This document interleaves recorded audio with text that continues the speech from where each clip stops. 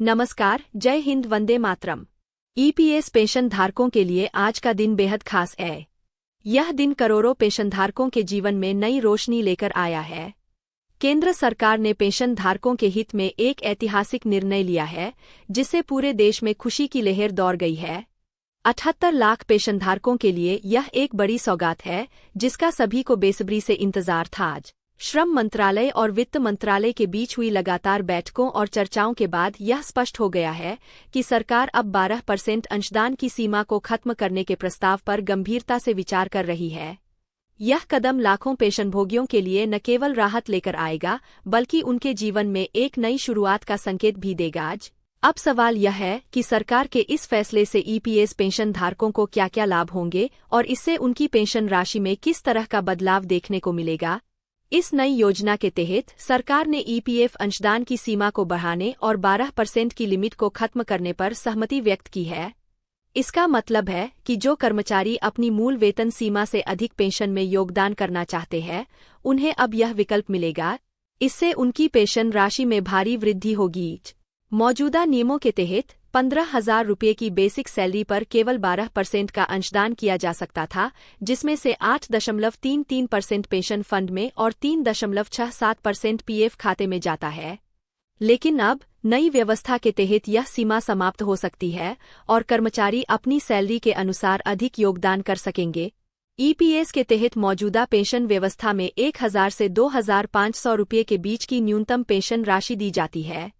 यह राशि मौजूदा समय में पर्याप्त नहीं है। कई पेंशन धारक इस राशि से अपना जीवनयापन करने में असमर्थ है। लेकिन अब नई योजना के तहत पेंशन राशि में भारी वृद्धि की संभावना है।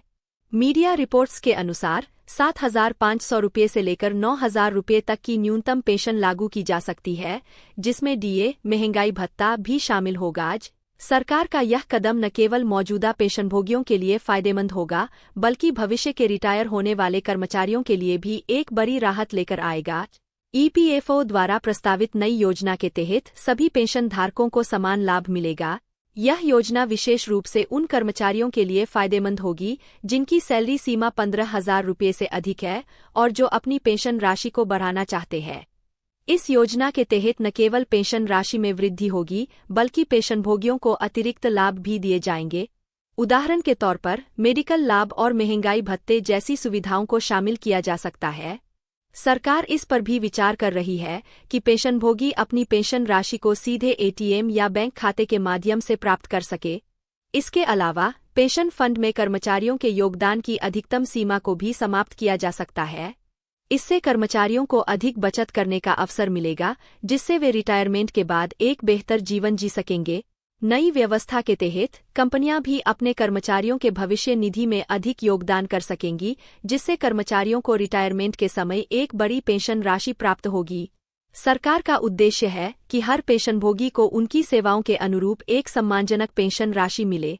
मौजूदा पेंशन व्यवस्था में जो कमियां हैं, उन्हें दूर करने के लिए सरकार ने ठोस कदम उठाने शुरू कर दिए हैं। श्रम मंत्रालय और ईपीएफओ लगातार इस दिशा में काम कर रहे हैं कि पेंशन धारकों को जल्द से जल्द एक स्थायी समाधान दिया जा सके। मीडिया रिपोर्ट्स के अनुसार ईपीएफओ ने इस प्रस्ताव पर काम करना शुरू कर दिया है और जल्द ही इसे लागू किया जा सकता है। सरकार की तरफ से जल्द ही एक आधिकारिक घोषणा होने की संभावना है। यह योजना न केवल मौजूदा कर्मचारियों और पेंशनभोगियों के लिए फायदेमंद होगी, बल्कि इससे देश के करोड़ों कर्मचारियों को भविष्य में लाभ मिलेगा। आज ईपीएस पेंशन धारकों के लिए यह बदलाव ऐतिहासिक साबित हो सकता है। नई पेंशन योजना न केवल उनकी वित्तीय स्थिति को मजबूत करेगी, बल्कि उन्हें एक सम्मानजनक जीवन जीने का अवसर भी देगी। इस प्रकार यह पूरी जानकारी आपके लिए बेहद महत्वपूर्ण है। इसे अपने साथी पेंशनभोगियों के साथ जरूर साझा करें, ताकि वे भी इस महत्वपूर्ण अपडेट के बारे में जान सके।